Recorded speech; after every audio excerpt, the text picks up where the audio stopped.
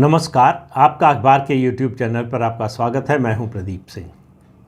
राष्ट्रवाद की जो अलख जगाने की कोशिश प्रधानमंत्री नरेंद्र मोदी पिछले 8 साढ़े 8 साल से कर रहे हैं, उसका असर दिखाई देने लगा है।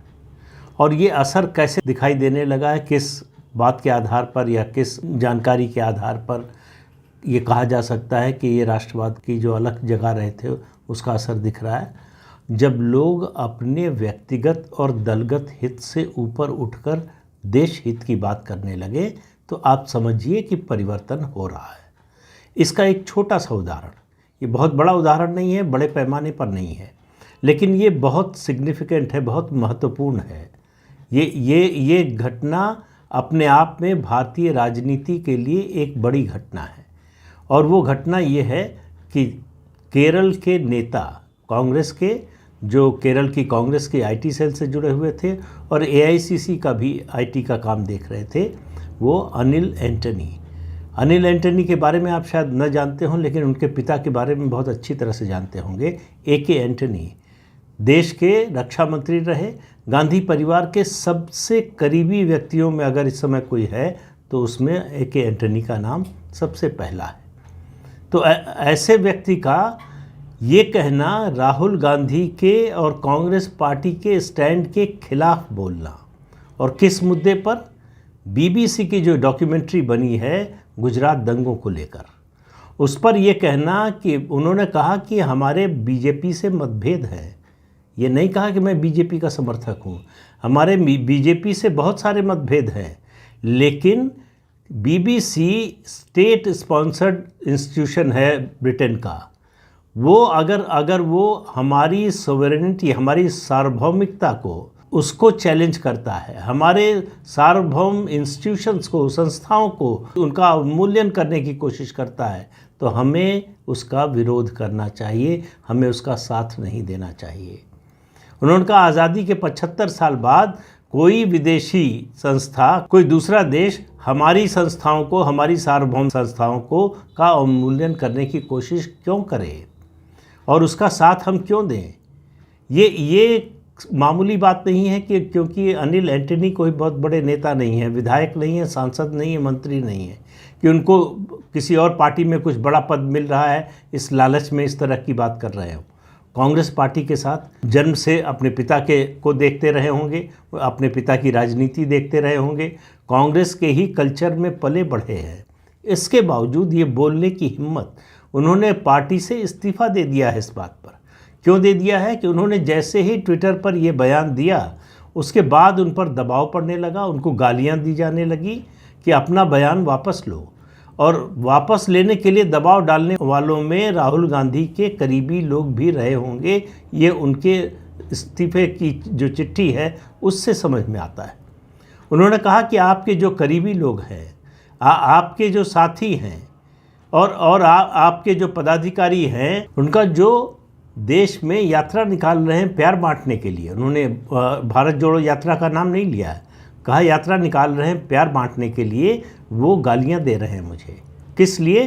क्योंकि मैंने अपने देश की सार्वभौमिक संस्थाओं के समर्थन में बयान दिया है। उन्होंने कहा पिछले 24 घंटों में मैंने जो झेला है, जिस तरह से मुझे गालियाँ दी गई हैं, धमकियाँ दी गई हैं और दबाव डाला गया है कि मैं अपना बयान वापस लूं, तो मैं अपना बयान वापस नहीं लूँगा। मैं कांग्रेस पार्टी से इस्तीफ़ा दे रहा हूं। और उससे बड़ी बात, अभी कल ही तो दिग्विजय सिंह के बयान पर बात हो रही थी। राहुल गांधी ने कहा कि हमारी पार्टी में इंटरनल डेमोक्रेसी है, वो किसी का व्यक्तिगत मामला है, हमारे यहाँ किसी पर एक्शन नहीं होता, किसी के खिलाफ कोई दबाव नहीं होता कुछ अलग बोलने पर।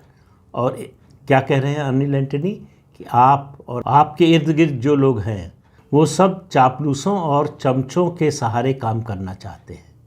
कांग्रेस पार्टी में मेरिट की यही परिभाषा है कि आप चापलूस हों या चौकड़ी के सदस्य हों या फिर चमचे हों। अनिल एंटनी जो बातें कह रहे हैं वो वही बातें हैं जो कांग्रेस के विरोधी बोलते रहे हैं, जो कांग्रेस के बारे में अभी तक कहा जाता रहा है। उन्होंने इस बात को कन्फर्म किया है। ये इनसाइडर का स्टेटमेंट है, जो अंदर का व्यक्ति है, या कहें जो परिवार के सदस्य की तरह था जो व्यक्ति, उसका ये स्टेटमेंट है। और मैं परिवर्तन क्यों मानता हूँ, ये महत्वपूर्ण क्यों मानता हूँ, ये इस बदलाव को, ये एक युवा नेता की ओर से आया है। ये उन ऐसे किसी नेता की ओर से नहीं आया है जो 30 साल, 40 साल, 50 साल से राजनीति में हो और उसे पार्टी में अभी कोई पद नहीं मिल रहा हो, कोई राज्यसभा न मिल रही हो, या और न पूछा जा रहा हो, पदाधिकारी न बनाया जा रहा हो, उससे वो नाराज़ हो, दुखी हो, निराश हो, इस कारण पार्टी नेतृत्व के खिलाफ बोल रहा हो, ऐसा भी नहीं है। जिसने अपना पॉलिटिकल करियर अभी ठीक से शुरू भी नहीं किया है, वो व्यक्ति प्रोफेशनल आदमी, जाहिर है कि आईटी सेल में काम कर रहे हैं तो वो जो है आईटी प्रोफेशनल तो होंगे ही। ऐसा व्यक्ति अगर इस बात को कह रहा है, अपनी ही पार्टी के नेतृत्व के खिलाफ ये सवाल उठा रहा है, तो ये मेरी नज़र में परिवर्तन का बहुत बड़ा संकेत है। देखिए क्यों कहा अनिल एंटनी ने, इसलिए कहा कि ये जो डॉक्यूमेंट्री बनी है 2 हिस्सों में, ये एक एजेंडे के तहत, एक टेम्पलेट के तहत बनाई गई है 2024 के चुनाव में मोदी और बीजेपी के विरोध के लिए, और इसकी तैयारी 1.5-2 साल से हो रही थी। बात ये नहीं कि ये डॉक्यूमेंट्री बनाई गई और उसमें क्या है, उस डॉक्यूमेंट्री को बनाने का मकसद और उससे पीछे की नीयत और इरादा क्या है। इरादा है भारत को डिस्टेबलाइज करना, इरादा है हिंदू धर्म को गलत रोशनी में दिखाना। वो जो अमेरिका से टेम्पलेट चला था डिसमेंटलिंग हिंदुत्व, उसी की ये अगली कड़ी है। इसमें इस डॉक्यूमेंट्री में प्रधानमंत्री नरेंद्र मोदी, जो तत्कालीन मुख्यमंत्री थे गुजरात के, उनको गुजरात के दंगों के लिए दोषी ठहराने की कोशिश हुई है कि उनकी जानकारी में हुआ। उन्होंने पुलिस वालों को बुलाकर कहा कि दंगाइयों के खिलाफ कोई एक्शन ना हो। इसका कोई आधार नहीं उनके पास। जिन लोगों के बयानों के आधार पर ये डॉक्यूमेंट्री बनाई गई है और ये निष्कर्ष निकाला गया है, उनके बयान को एसआईटी रिजेक्ट कर चुकी है। इस देश की सर्वोच्च न्यायालय यानी सुप्रीम कोर्ट रिजेक्ट कर चुका है। उसमें बयान किसका है? मुन्ना बजरंगी और हरीश देसाई, इन दोनों ने अदालत में खुद माना कि उन्होंने जो कुछ बयान निचली अदालत में दिया था, वो सब तीस्ता शीतल वार्ड का लिख कर दिया हुआ बयान था, जिसे उन्होंने बस पढ़ भर दिया था। वो उनका सच्चाई से, इसकी सच्चाई से कोई लेना देना नहीं। 2 और जिन लोगों के बयान शामिल किए गए, जिनकी टेस्टमनी एक तरह से ली गई, वो आरबी श्री कुमार, वरिष्ठ पुलिस अधिकारी, और संजीव भट्ट, वो भी पुलिस अधिकारी, दोनों को हटाया जा चुका है। दोनों के बयान को मानने से सुप्रीम कोर्ट ने इनकार कर दिया कि ये झूठा बयान है। झूठ बोला इन्होंने अदालत में भी और एसआईटी के सामने भी, उन्हीं के बयान के आधार पर। और कौन बोल रहा है? जैक स्ट्रॉ, जो ब्रिटेन के विदेश मंत्री हैं। याद कीजिए, जैक स्ट्रॉ का नाम आपको याद आ जाएगा। इराक युद्ध के समय, इराक युद्ध के पीछे इन्हीं का दिमाग था। इराक युद्ध के समय इन्होंने ही रिपोर्ट दी थी कि वहाँ न्यूक्लियर मटेरियल है, न्यूक्लियर बम बनाने की तैयारी हो रही है। आधार बनाया गया था इराक पर हमला करने।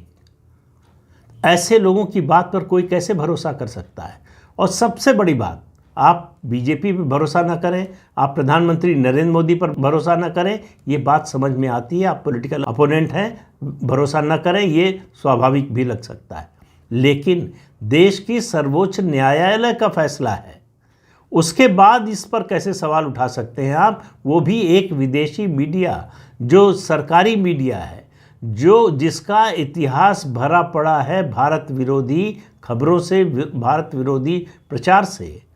इस डॉक्यूमेंट्री के जरिए क्या कहने की कोशिश की गई है?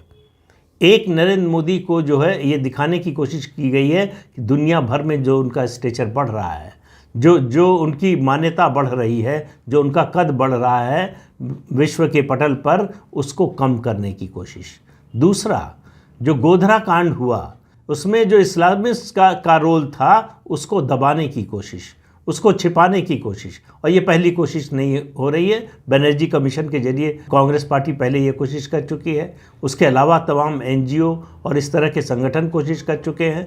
बनर्जी कमीशन ने तो यहाँ तक साबित करने की कोशिश की कि आग बाहर से लगाई ही नहीं गई, अंदर स्टोव था या इस तरह का कुछ था, उससे आग लग गई। तो इस तरह का जो नैरेटिव है, उसको लोकसभा चुनाव से पहले फिर चलाने की कोशिश हो रही है। भारत सरकार ने इस डॉक्यूमेंट्री पर प्रतिबंध लगा दिया है। विदेश मंत्रालय ने कहा कि ये प्रोपेगेंडा पीस है और ये कॉलोनियल माइंडसेट को रिप्रेजेंट करता है। और इसी डॉक्यूमेंट्री को लेकर ब्रिटिश संसद में सवाल पूछा गया, एक पाकिस्तानी मूल के सांसद ने पूछा और उस पर ब्रिटेन के प्रधानमंत्री ऋषि सुनक ने कहा वो इस डॉक्यूमेंट्री में कही गई बात से सहमत नहीं हैं।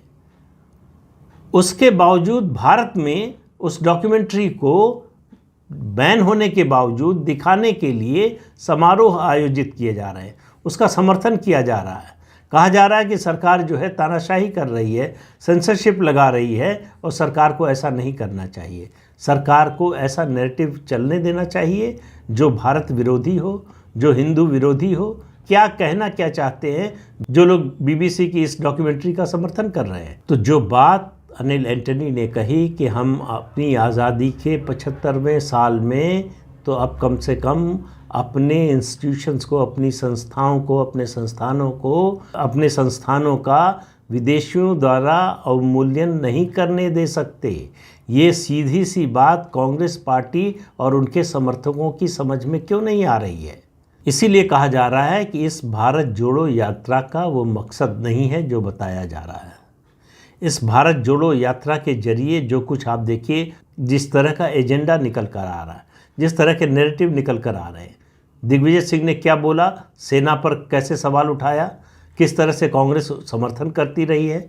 आज कांग्रेस को लग रहा है कि उसका चुनावी नुकसान हो रहा है, इसलिए दिग्विजय सिंह की बात को उनकी व्यक्तिगत राय कहकर उसको दबाने छिपाने की कोशिश हुई। तो ये जो नैरेटिव है, इसको लगातार तोड़ने की कोशिश कर रहा है। कौन कर रहा है? युवा पीढ़ी के लोग कर रहे हैं।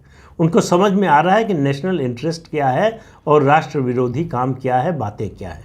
उसमें फ़र्क करना और उसके खिलाफ बोलना, ऐसा नहीं था कि उनको पता नहीं था।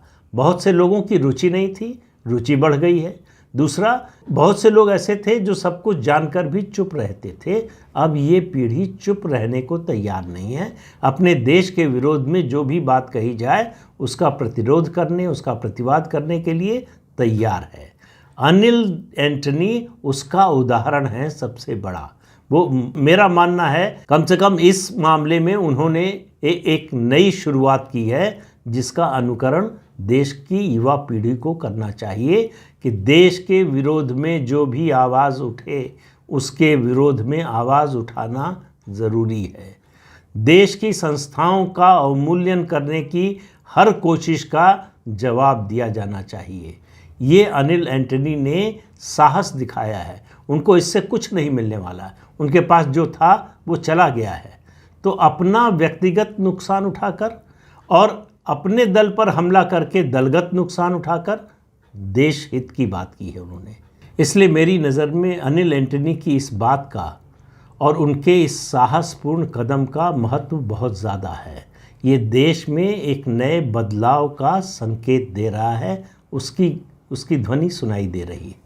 तो इस अंक में इतना ही। अगले अंक में फिर मिलेंगे किसी नए मुद्दे के साथ। तब तक के लिए इजाज़त दीजिए। आपसे अनुरोध है ये चैनल देखिए, शेयर कीजिए, लाइक कीजिए और सब्सक्राइब ज़रूर कीजिए। नमस्कार।